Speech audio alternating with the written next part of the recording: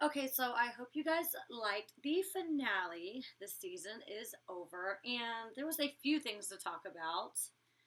Let's see. It starts off with the life coach meeting where we're doing the group meeting, and you missed a lot of that. That was actually really long. It was more intense than you think. But let's see what we start off with. The life coach meeting. Okay, so you don't really see this, but like out of nowhere, you kind of see Laura tell Camila like, "Oh, is this your mirror, Camila? Like about you being negative."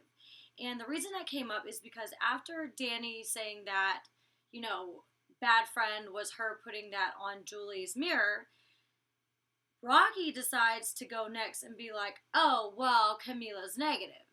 And the whole little thing got brought up, and then of course Laura talking to Camila, and then later on you see Camila kind of yelling at Rocky, and that's the reason for it is because Rocky called Camila negative. She's like, "You guys made me this way. Like, you're doing things to me. You stole my camera. You didn't tell me that, where it is and stuff like that. You didn't stop it.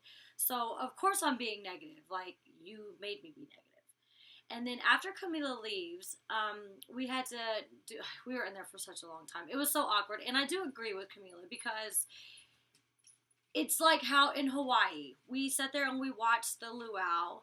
The girls were all like getting teary-eyed and stuff because some of these people out there were married for like 30, 40, 50 years. Like, I want to be married too. But then what happens 10 minutes later? You go and steal Camila's camera and destroy her memories. It's not about the camera. It's about her memories while she was there, her dad's graduations, everything that we did. 500 photos that she lost. And for Rima to come in and be like, "Oh, is Camila still talking about the camera? I'll go buy you a new camera." Like, it's not about the camera, it's about the pictures on the camera, not the actual physical camera itself. So for them to act like it's no big deal, it is. It's a huge deal. That's all your memories are completely gone. All right, so yeah, Julie does like a fake ass apology to Danny. She's like, "Well, I'm sorry for what I did or what you think I did." No, bitch, you did it because the stuff that Judy said that you said, only you knew. So obviously you did do it. So even though she gave an apology, it was still like a half-ass apology for what you may think I did. No, bitch, you did it. And the thing that's really irritating about that is because Danny really was upset about the whole situation. This blanket is crooked. It's driving me crazy. So Danny was upset about the situation. What the hell? And, she confronts Julie and apologizes. But for one, this is how this whole thing came up. I told Danny not to say anything. There has been some off times where we went to go to the mall and stuff the day before or so. And somebody had pulled Danny aside, not one of us, not one of the girls, and was like, "You really should talk to Julie. If not, you're going to look like an ass at the end of this. So you really need to talk to her."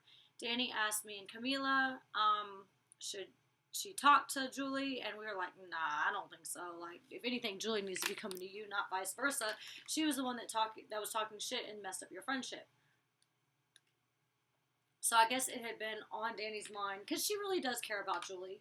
And even to this day, so just to show you how fake it is and how fake Julie was being, she didn't really talk to Danny too much after that. Even when you see like them talking about the dinner, Danny's like, "I want us all to go together." And Julie's like, "Well, Camila's negative. We don't want to go with her." Well, for you to be supposedly real friends with Danny for years and you guys patched what the problem was and stuff, like you should automatically want to go to dinner with Danny for the sake of y'all's friendship.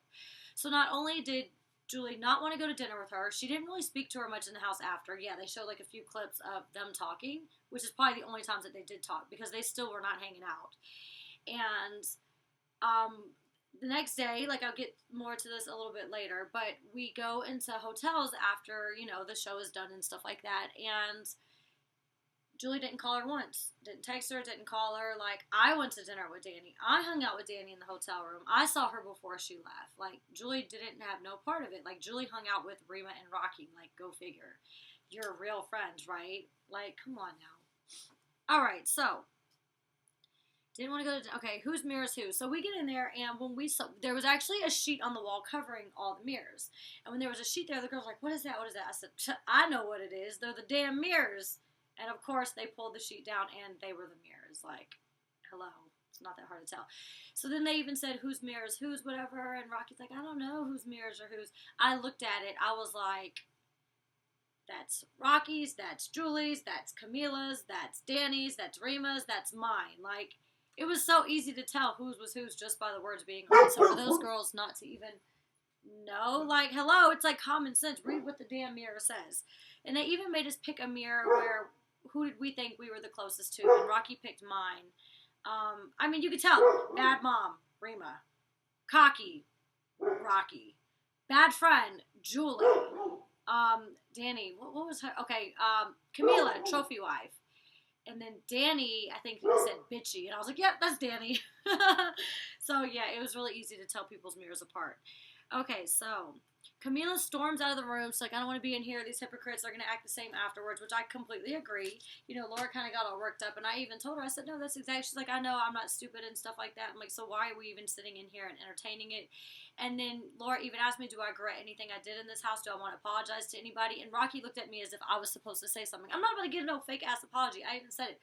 I said, when Julie was upset and me and Judy stood outside her room for like 2 seconds with the garbage bags, even though we didn't touch her shit, I apologized. I didn't really know she was upset like that. And I did apologize to Julie for it the very next day. And, because it was like petty childish behavior. And, you know, I just kind of like went along with Judy at that point with that little incident because, of course, Julie threw Judy's stuff out of the room in garbage bags when Red stuck it in there. Okay, so I wasn't about to apologize. I even said, like, I'm not about to apologize to her. Why would I apologize? Like, she keeps coming at me. They keep doing stuff. I retaliate. Like, why am I going to apologize for basically getting even? Like, no, that's not going to happen. I'm not sorry, and I'm not giving a fake-ass apology on TV in this damn life coach meeting. Like, no, it's not going to happen. I'm not sorry. All right, so next thing you know, Rocky's like saying, you know, of course, oh, I'm gay, I gotta come out to my dad. Like, you haven't seen him in 3 years, or supposedly, I think that's what you said at the beginning. I don't remember, but you have to, like, say it on this television show. Like, this is the grand finale. Like, nobody gives a fuck.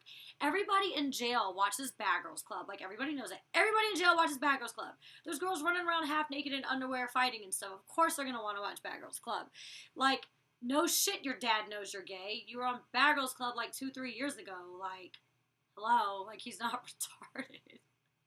Like, come on, acting like, oh, I'm gonna go tell him. Like, you just needed something to talk about this season, so that was like your way of getting attention, have something to talk about, and I guess make it relatable to like the gay fans because there are a lot of them that watch Bad Girls Club.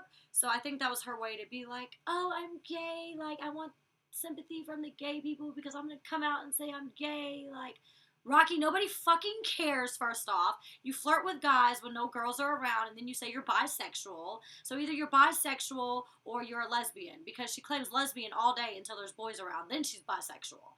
So make up your damn mind.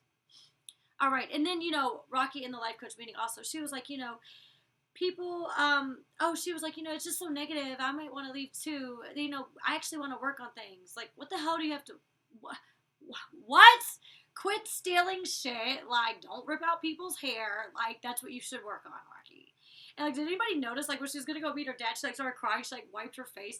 Like Judy said, like, she has these big man hands. I don't know why her fingernails were pink, because it looked like boy hands with pink paws. She's, like, wiping her face, and it's, like, this huge, massive hand. It looked crazy. All right, I shouldn't be talking about people like that, but I'm gonna be petty, too, because they're petty. Alright, she makes a comment about people are going to piss their pants when they see Shamrock. Did anybody else care that Shamrock was there? I didn't really care. I mean, it was cool to meet Shannon. She was being nice, whatever, the first day, but of course she starts going on Twitter later on after the show, like, insulting me. Like, bitch, you don't even know me. And secondly, like, whatever. Nobody cares that Shamrock is on the last episode for 2 minutes. Like, nobody cares. Alright, so we went to the No Mercy charity where we were painting the house. That was like a lot of fun. I've actually been painting for 3 days now, and I just painted my room gray. I don't know if you can tell, but it was like this yellowish beige. I did my bathroom, and I'm actually going to do the dining room tonight after I upload this video. So it's like hours and hours of work, and then I'm going to upload videos of me, like, of the before and after and of the painting, so you guys can watch those soon. I gotta figure out how to, like, put them together on a MacBook. It's, like, really confusing. Alright, so after the No Mercy thing, you notice that Camila's riding in the back seat with the other 3 losing team girls. And that's because I was taking Danny to her teeth whitening appointment. We were already late. So Camila didn't want to sit there for an hour for teeth whitening. And then comes to find out they couldn't do both of our whitenings at the same time, so they did Danny's, and I think I went to TJ Maxx across the street. And in LA, Hollywood, or where we were in Tarzana, and we were off of Ventura Boulevard, they had their TJ Maxx was like amazing. They had like all these like really expensive bags and stuff for good prices, not like a regular TJ Maxx. So I went there like quite often. That's even where I bought the black Zach Posen bag that Julie purposely spilled drink on purpose. Okay, so Shannon makes a comment. Yes, she's 28 years old, and okay, Rocky calls me old every single day, but your best friend Shannon is 28, but I'm old because I'm 29. Okay, so we go to